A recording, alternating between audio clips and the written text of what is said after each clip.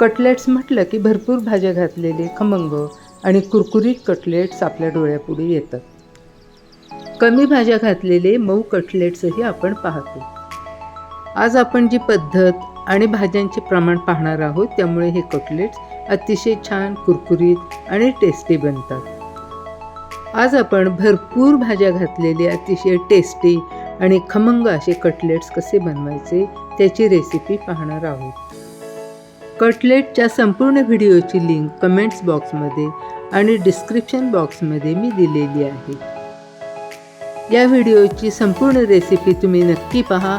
आवडली असल्यास लाईक करा, शेअर करा आणि अद्याप सबस्क्राईब केले नसेल तर सबस्क्राईब करा.